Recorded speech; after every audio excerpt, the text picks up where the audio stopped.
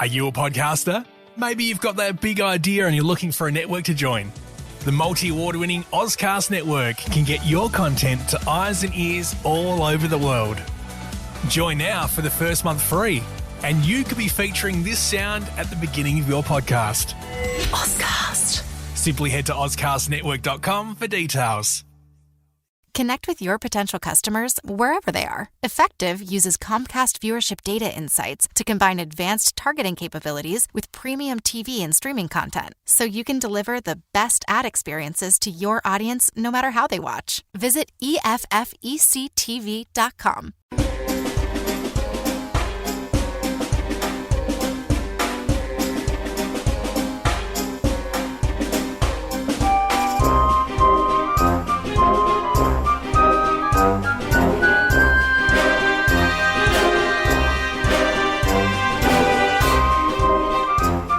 Hello world, you're listening to Strategikon, your window to all things security and foreign affairs.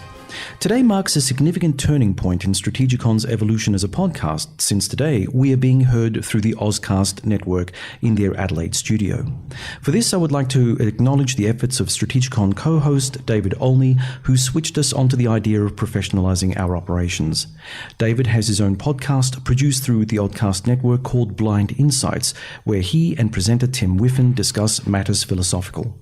Tim is also presenter for Strategikon, but don't worry, David and I will keep our steady hands on the Strategikon flagship.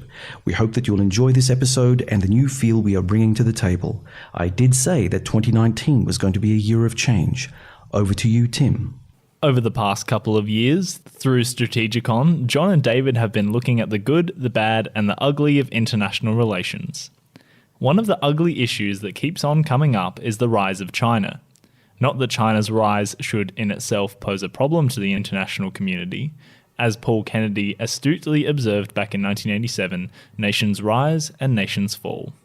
This is a natural pattern of international relations. But China's rise is interesting in that it is a totalitarian capitalist state.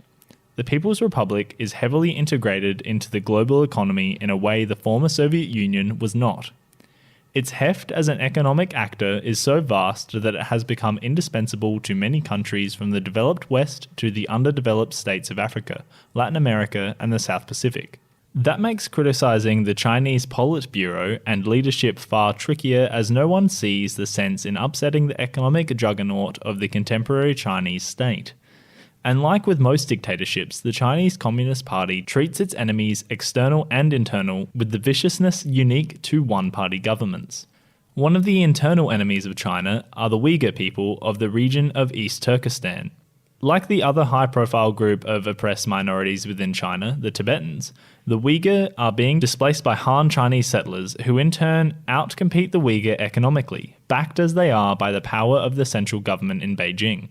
Furthermore, like the Tibetans, the Uyghurs are becoming a cause célèbre for powerful groups within the United States and elsewhere in the West, since many Western states are concerned about the sort of totalitarian evolution taking place within China, whereby social credit is used as a weapon to control people at the individual level, in a sort of 21st century Orwellian dystopia. East Turkestan has become and continues to be at the forefront of China's experimentation of this type of state micromanagement. Before we start today's episode, I would like to remind listeners that Strategikon can be found on the Ozcast network, iTunes, SoundCloud, Stitcher, Breaker, TuneIn, Spotify, YouTube, and on the Sage International Australia website, www.sageinternational.org.au. For those of you long-time Strategikon listeners, you'll be familiar with the name Shahrezad Ghayrat. Shahrezad was former Sage International Australia intern as well as SIA research assistant before moving to Germany to undertake the role of project officer for the World Uyghur Congress, where she is often on social media. We are proud to welcome Shahrezad back to Strategikon. Also in the studio is Strategikon co-host David Olney. Welcome, David. Greetings, everyone. Hi, everyone. Shahrezad, what's been your impression of living in Germany and working at the coalface of political activism through the World Uyghur Congress? Thanks for the question, John. Let me first talk about my impression of living in Germany, I guess. I firstly thought that Germans weren't going to be that friendly, but I was wrong. I think they are the friendliest people that I have met in Europe. And I lost count of the amount of Germans that I have randomly engaged in conversation. It was in English, obviously, because I don't speak any German yet. I'm going to learn about that after I return back to Munich this year, because I really realized when I have conversations with the locals, I would like to engage them more into what's happening to the Uyghur people. And some of the German people that I met, their English is not as comprehensive to understand the political scenario. So that's something that I have to work on to learn German, and so that I can bring out the Uyghur issue to a broader audience in Germany. I think the another thing about living in Germany is they're very organized and they're very punctual, and that is something that I really admire. Their work ethic is really good. Cleanness, the streets are really clean, and that makes you really happy. Going to places, and they're all really fit. And they eat well, eat really healthy. I'm really having a good time in Munich, apart from not being able to speak the language yet, but that is a minor issue. Aber warum? Yeah. Sorry about that. I'm part Austrian, so I can lapse into a little bit of German every so often. yeah. You will come really handy for me if you were living there with me.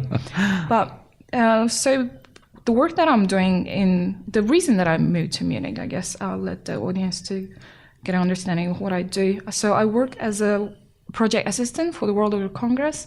It's based in Munich. And it's an umbrella organization that represents the collective interests of the Uyghur people, both in the Uyghur diaspora as well as back in East Turkestan. Currently, maybe the audience knows about this or not, the Uyghur issue is getting a lot of international attention. So we have a Uyghur human rights crisis in the country that I'm from. So basically, the work that I do is to promote the Uyghur crisis and let the broader audience to know. I work on the reports writing, I help with the social media, because Germany is so sort of central in Europe, so it allows me to go to other countries easily. That won't happen in Australia, because that was something that really new for me, the concepts of within 2 hours being able to move around to different countries, because here in Australia in 8 hours we're still in the same state. So I went to UN, I went to Brussels in European Parliament to talk about the Uyghur issue. I attend workshops. So life in Germany is really interesting and very liberating and helping a lot for the Uyghur cause. David? For decades now, Shahrezad, the Germans have been absorbing refugees from all over the world. Do you get the sense that historically the Germans are very used to being open to and interested in, people who are having to flee, basically, terror and violence? Is this very much a central part of what you've seen in Germany, that people are aware that lots of the rest of the world is dangerous? Thanks for the question, David. I think historically there are not so much, but since 2000, let's say 10, 11, there's a lot of immigrants there. So it really lines up with, say, Syria more than anything. Yeah, Syrians. So that sort of helped, I think, Germans to understand there are a lot of problems out there that needs help. And the immigration situation for the immigrants there in Germany, from what I see, is that they're doing good compared to other parts of the world. This, what I'm referencing back to, like in Australia as well, they do get like free education there. The government helps with them looking for jobs. They do have like job skills training centers like Australia does, where they provide them with job training to get them to community and work. The kids have places to go to while their mothers are working. I feel like they do look after their immigrants a lot better than the other countries that I have known. There's a big commitment to sort of making a functional citizen who can contribute intellectually and economically. Yeah. But that's really at one level. There's another subterranean level in Germany, as well as most European countries, when it comes to migration-related issues. Have you seen any of the negative aspects within Germany? Okay, so I guess in terms of negative, I can't really speak much because I only been there for 8 months. From what I have seen interacting with the local Germans is, I guess, they will tend to stick to their own way, saying that like you should adopt the German way of life and doing things. More so like especially the elder generation, I guess, tendency it's still very much an assimilation model. So assimilate into the German culture. But the younger generation, university students, I've seen them, they accept the other immigrants for who they are and they get along with them. There's a lot of young immigrants as well, from what I've seen, is that they're already working, creating their own businesses.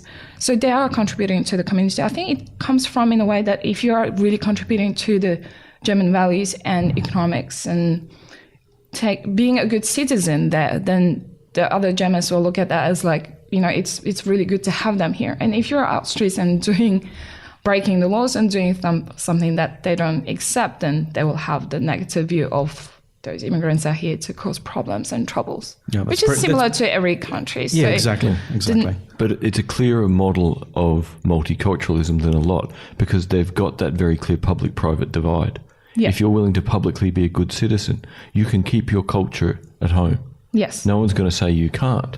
But unlike most of the West that has claimed you can be what you are 100% of the time everywhere, which means social disintegration, the Germans have still maintained, no, for the sake of a functional economy and a well-functioning democracy, you have to be able to be a competent citizen. That's true. It's a really interesting difference. And the Germans get picked on, for not being open enough to difference. No, they're quite open to difference as long as you're a functional citizen first. It's interesting. You've said, we've touched on the fact that Uyghurs have got a lot of mainstream media recently. Has this actually translated into greater international political awareness? And what sort of political awareness are the Uyghur diaspora receiving? Thanks for the question. That's really good. Before I give out the international attentions and what that has translated into, I guess I must say the past 2 years it's been really tough for the Uyghur people, both at home and the Uyghur diaspora, because of the massive amounts of internment camps. So I guess Uyghurs have received more media attention due to the scale and apparent abuse of the basic human rights of these concentration camps by the Chinese Communist government. We are starting to see a sea of change as the human rights crisis in East Turkestan is really impacting on the public opinion and political discussions in the international arena. I believe we have reached a turning point, at least in Western democracies, where leaders are waking up to the realization that this situation must not continue. China must be held accountable for its actions, and we must all act decisively to use this momentum to secure the release of all those currently held in the camps. So we're very encouraged as an organization working for the World Uyghur Congress, as well as the Uyghur diaspora. We are happy for the recent developments in the United States and in the UN and other parts of the international organization.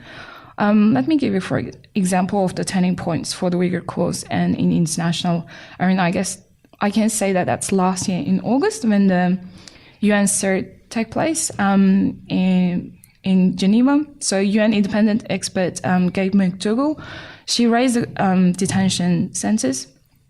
And it was a turning point for Uyghurs because before then, not many international organizations have acknowledged that the issue was there. So the Western media are starting to report about the internment camps a lot more after August last year. And UPR, so Universal Periodic Review of China, in November 6th. So there were 14 states raised the camps issue and 24 raised the Uyghur-related human rights abuses.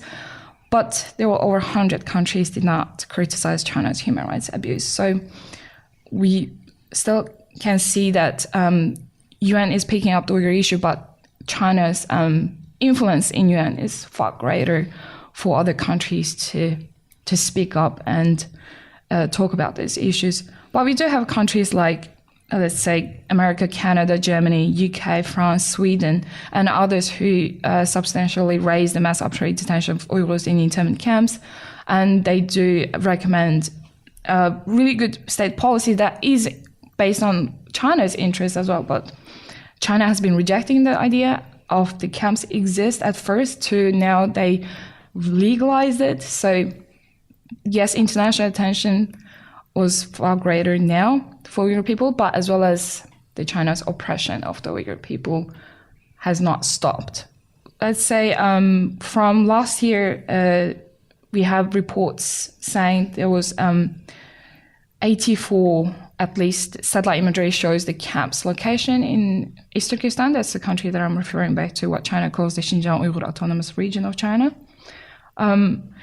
Now we can see that they have increased the camps from the recent reports, and there's no sign of showing that it's going to close or slow down. The international attention for these issues are greater in Western countries, but not so much in the Muslim countries. That's another issue that we're facing during the Uyghur activism work this year, is that we're trying to get the other Muslim countries to speak up more, because Uyghur people, they practice Islam, and what China is essentially doing is making them to denounce their religion while they're in the camp and indoctrinate those detainees with Chinese political ideologies, Xi Jinping's ideologies, Chinese law. So these are the things that we're working on. You can ask other questions, because this is a lot to talk about. So. Well, look, I've got a question as soon as you're ready. Okay, Yeah. hang on. Go for it. I've got to ask this question, Shaz. Okay. Now, one of the things that really is a burning issue in terms of my understanding of the situation is the fact that the Muslim world is literally abandoning the Uyghur cause. I actually was reminded of that today when a friend of mine in Abu Dhabi had come across an article saying just that, and then said, look, Muslim brothers and sisters must stand up for these poor benighted people, because essentially they are our brothers and sisters and they're being run roughshod over. Yeah, but in the last week, that's the fascinating thing. It's begun to happen. And that's what I wanted to ask is, less than 6 days ago now, we have Erdogan getting stuck into China, saying what you're doing is a stain on humanity. Now, is that for the consumption of Central Asia because the Turks want to have influence over the Turkoman people? Was there any humanitarianism in that? Or is it just the tactical game for control of Central Asia? Oh, we're talking about Erdogan here. Yeah. It's a tactical game for control of Central Asia. Yeah. So the sad thing is, that's the only press I'm aware of out of the Muslim world in the last couple of weeks, because I started looking once I knew we were going to be doing this recording. Shaz, are you aware of any other, has anything come out of the Muslim world that has held any weight or had any influence? Or has it really been just listen to the crickets? The silence is overwhelming. So we have a couple of Muslim countries have spoken up since last year. So we did have Malaysia, after they have changed their government, they are more willing to speak up about the Uyghur situation. They also released 11 Uyghur asylum seekers who crossed the borders, and they were locked up in Thailand before, and then they were trying to escape to Malaysia, and then they were locked up there. So they've released these 11 Uyghur asylum seekers back to Turkey, where they're fine now. So we have Indonesia last year protested on behalf of the Uyghur people. We also have quite foreign minister talking about the Uyghur issue. So there are a couple of Muslim countries speaking, but we have to bear that in mind that there are a lot of Muslim countries and there's just a couple of them. And it's not saying that this is not enough, but for the situation that is in 21st century, we're talking about concentration camps. This should be on the headline news every day, and there should be a talking point for every country, but it's not. Yeah. So even if we didn't say Muslim, even if we just said Turkoman peoples, there are multiple countries based on the Turkoman peoples. And the silence from a Western perspective has been deafening. Well, what was the old saying? Press. What was the old saying? Never forgive, never forget. We went through the 20th century with the Holocaust, and since then we've allowed things like Rwanda to happen. We've allowed a whole and Cambodia.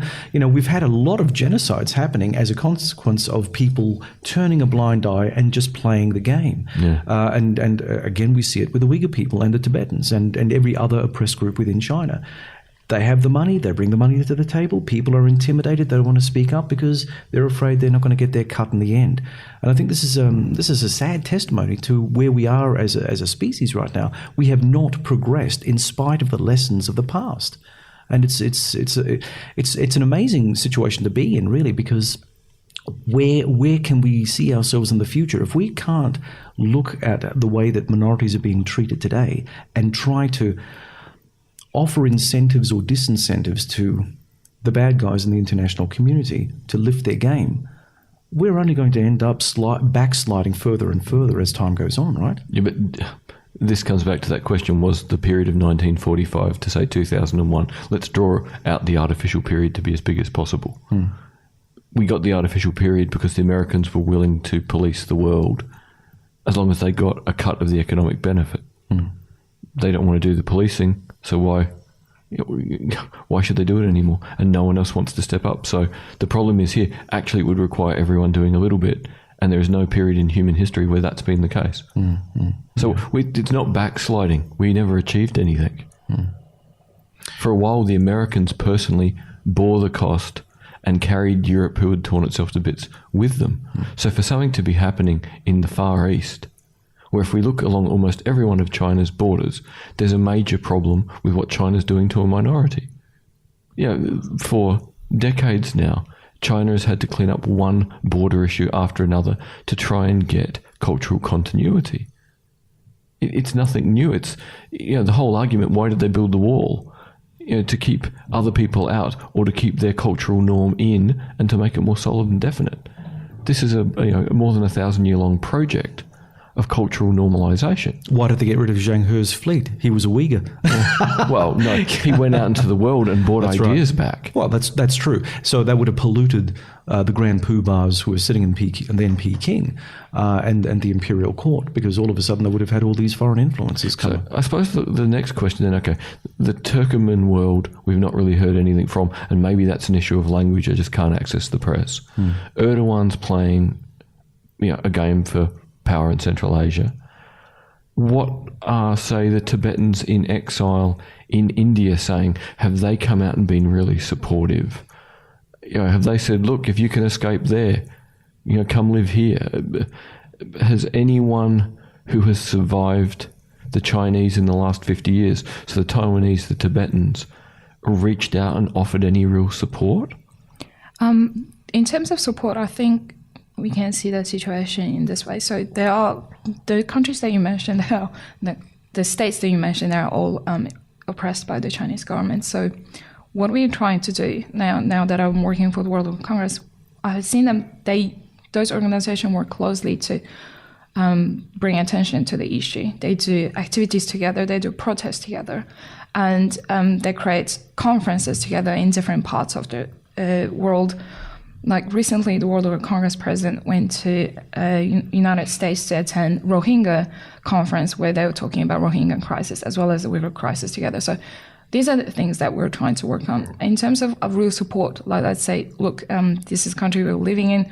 The Uyghur people should come out of the East Turkestan and maybe live here because this is support we can provide. That sort of support we haven't seen, and I personally feel it's unrealistic because that's very idealistic. But I just wondered if in East Turkestan, people are now in concentration camps. The ones that are not in concentration camps, they fear of being in concentration camps, so they don't talk to each other on streets.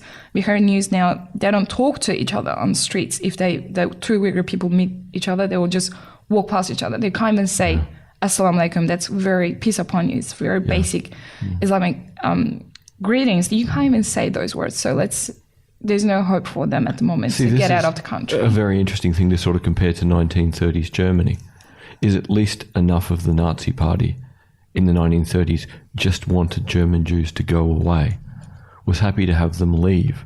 Now, not many could, but at least some did. This is a case here where all China wants is absolute control. They're not leaving any door open, which actually makes this situation look, in the long term, potentially more dangerous. Because it's not that they mind this population going away. They do mind. This population exists inside their contiguous border. And according to the CCP, this population will learn to conform. So this social credit thing, for instance, which has been, well, basically the East Turkestan region has been the test chamber for a lot of the social. Yeah. When you look at social control, it's sort of micromanaging people at an individual level in a way that people have never been micromanaged before.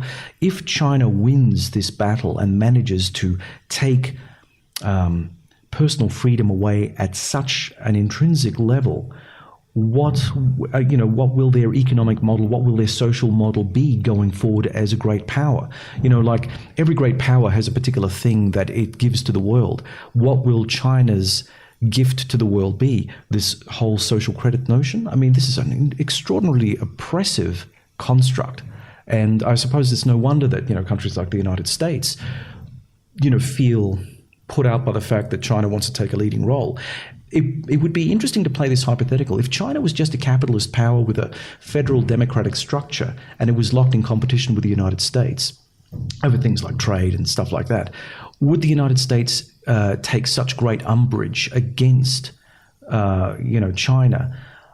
Yeah, it would, because it's a beacon on the hill. It couldn't help itself. Well, yeah, but I think that there's something a little bit bigger at stake here. Yeah, but this is deeper. But yeah, it is deeper. The Americans would be annoyed either way. Well, the Americans will always be annoyed. No, that's true. That's true. So is China actually, in many ways, fuddling itself because it knows that it's got this particular oppressive system. It's moving forward. The Americans are countering it.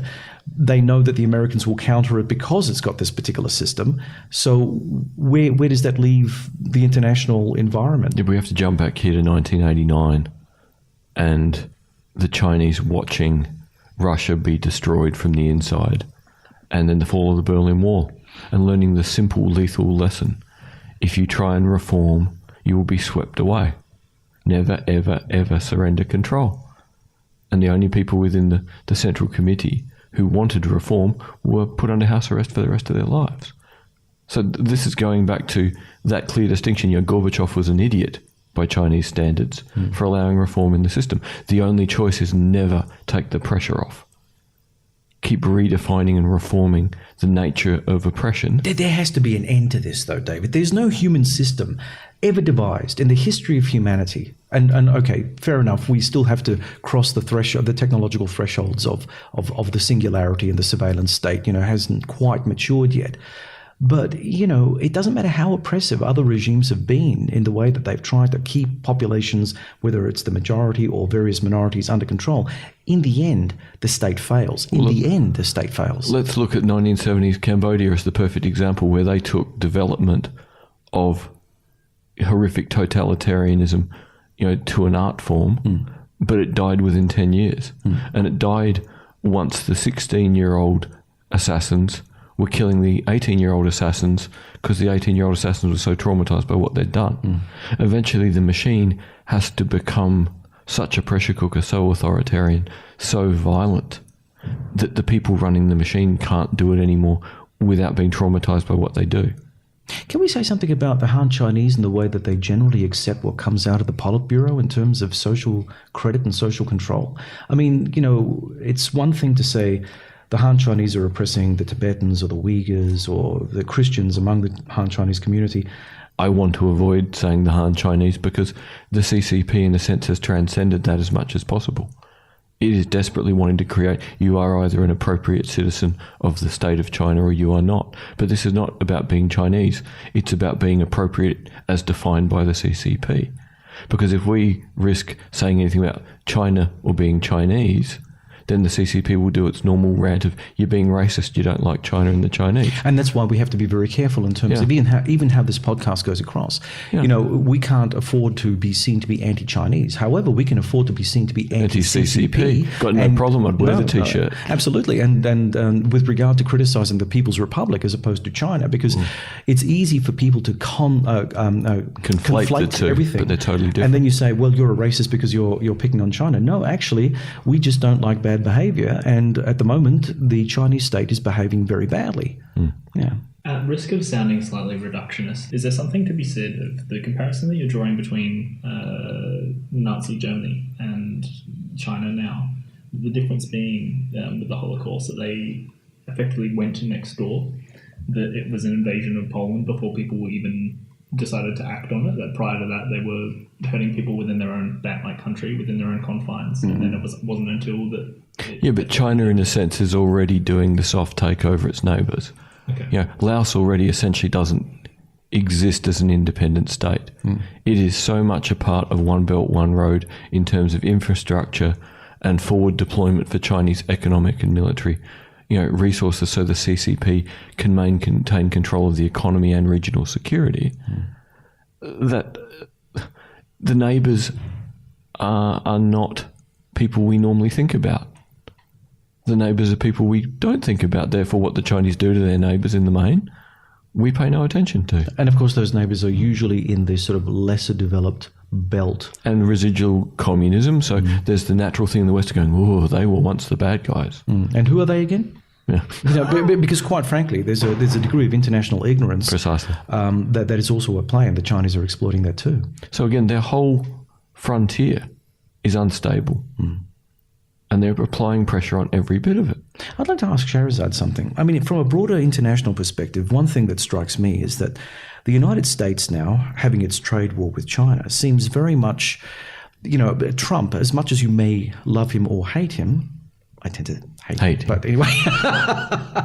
anyway, he seems to be the president of the moment for the Uyghur cause or the Tibetan cause, because of course the United States at the moment wants to see what fractures are within China that they can exploit to their own strategic advantage.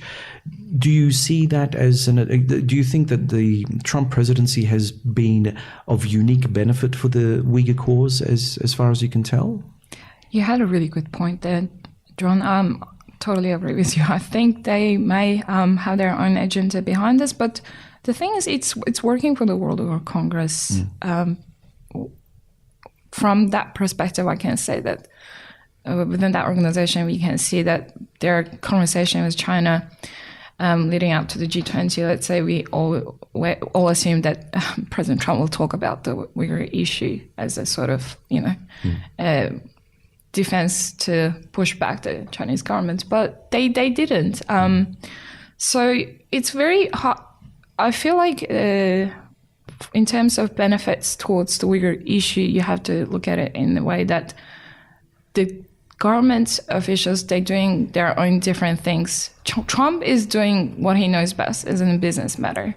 But let's say the China director for CCC, I think I forgot the exact name for it, but Marco Rubio and Christmas, for example, what they're trying to do is to really bring out the human rights crisis in China to talk about these issues, which is a good leading role for other countries to say, look, America is talking about it, so we may as well to bring those issues up now, because what America does, other countries follows. So I feel it is really beneficial for Uyghur issue that the America and China's relationship now, it's helping out. Yeah. David? Yeah, the next really useful thing would be if evangelical Christians in the US started picking up on the persecution of Christians by the CCP. In terms of, it doesn't matter that it's not the same faith. What matters is it's attacking people of faith. That would take a President Mike Pence, I think. Yeah, and that's conceivably what we're going to have next. Yeah. So the reality is there's pressure on China economically at the moment because Trump's having a tantrum. Is it well-constructed policy? No. Is it putting pressure on the CCP? Yes. Might Mike Pence in the same way apply pressure, but for all the reasons we wouldn't expect in good international policy? Yes. What would any of the Democratic, potential candidates do that we've seen so far? Nothing more sophisticated than Obama. Point out the nastiness of the world and then do sod all. Yeah. Shaz, if I could just ask, what would you say to those people who argue that the People's Republic should get a free pass on human rights because its economy has lifted millions out of poverty? Is this a morally and ethically defensible position, especially when Uyghur and other Chinese minorities are paying the price for Chinese growth? Good question, John. Yes, I understand that the Chinese government have been putting out a lot of efforts in supposedly helping the poor in some poorer countries by giving them money, and yes, you can make the argument that many people have been lifted out of poverty, but there's consequences of that. So we need to understand there is no such a thing called free lunch, that the Chinese might give you money, but they don't want something in return, and they want your loyalty. They want your territory. They want to be able to exploit your human labor for their strategic ends. When others say China is lifting poverty in other countries, we have to say, are we looking at this from the perspective of complex role of China in the international community? What is their end goal here? Leaving out the poverty from there, is it to use those, let's say, if they create a port, if they create a road, are those roads for using for the locals' benefits or Chinese government's benefits? And basically, we can say that they're giving out all this monies because they are trying to buy the influence. So when you look at it from this perspective, you can say that it's not as good as what you wished for when you received the Chinese money. And lifting out of poverty is, I feel like it's a really nice attempt saying that I want to buy your influence and your loyalty. To those countries that are more vulnerable to Chinese influence, do you think that there's also a fear that the whole social credit system becomes something that China will be willing to export to places like Africa and the South Pacific, for local despots to protect themselves against, local minorities that don't like them? Yep. Yeah, I definitely see that other countries using that. Especially let me give you an example. So now the concentration camps is, Chinese government is promoting the idea of combating terrorism through the re-education camps. That's what they call the intern and political indoctrination camps in East Turkestan. They have invited Hong Kong specialists to watch what they have done to the Uyghur people and other Turkic minorities there, see how well are we controlling these citizens. So they invited other Muslim majority provinces in China, like Yunnan, Xi'an. So they come there in Turkestan to learn about the policies they used and how they're controlling those detainees in the concentration camps. So other countries definitely going to use it, because what China is doing is essentially using East Turkestan and Tibet as a laboratory for their policies to work. So if they always have been doing this, I feel the world that forgets that what China is doing is that they test it out in one ground, and if it works, and they're going to use that to other regions of the world. So, are we going to watch and let China keep doing what they're doing? It's kind of like the reverse of what America was trying to do in the early noughties with the export of democracy. So we don't worry about the export of democracy. We're going to be worried about the export of totalitarianism. And really, it's easier to export because it's a clearer one-size-fits-all system. Yeah, it is. So the really fascinating thing to watch at the moment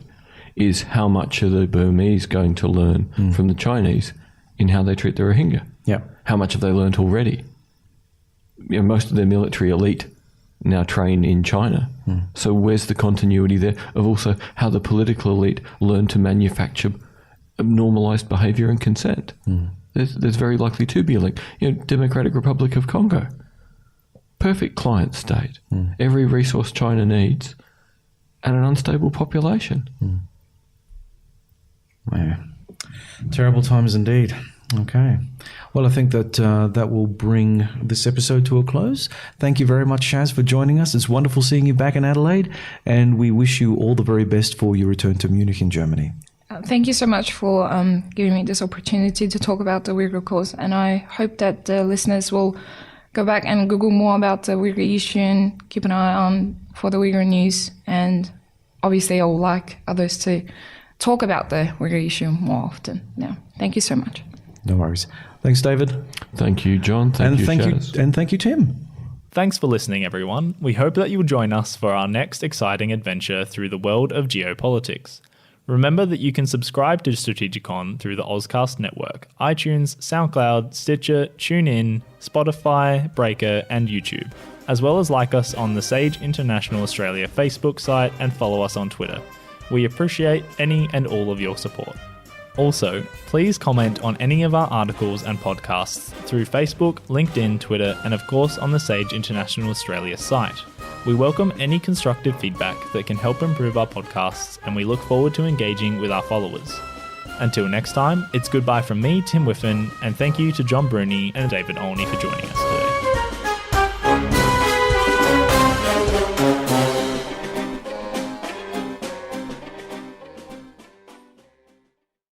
Connect with your potential customers wherever they are. Effective uses Comcast viewership data insights to combine advanced targeting capabilities with premium TV and streaming content, so you can deliver the best ad experiences to your audience no matter how they watch. Visit EFFECTV.com.